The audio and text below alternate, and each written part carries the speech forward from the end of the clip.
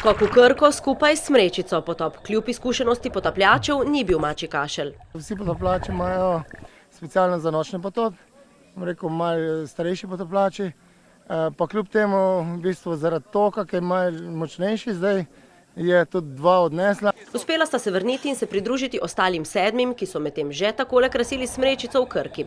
Pred potopom pa seveda priprave. V vodo so se podali le najbolj kleni. Seveda, velikih ni, tako da mrzlja. Voda je imela včeraj zvečer 9 stopinj, temperatura zraka je bila nižja. Tako je bilo potapljačem, ko so se vrnili iz vode, prav prijetno. Tukaj med neoprenom pa med telesom je ta tanka plast vode, ki greje telo in to je to. Voda ima 9 stopinj, zunaj je koliko, ne vem, koliko je zdaj 6, 7, tako da meni je bolj toplo, kot vam sigurno. Se pa večina raje potaplja spomladi in jeseni, ko so temperature prijetnejše.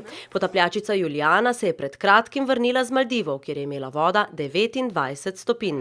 Tam je pač veliko več rib, veliko več je večjih rib, večje jate ribe so, rib je, potem ne vem, so bili morski psi, so bile želve. Čez celo leto, malo Egipta, veliko doma po Sloveniji. Fantje pravijo, radi smo na mokrem in z nasmehom sporočajo.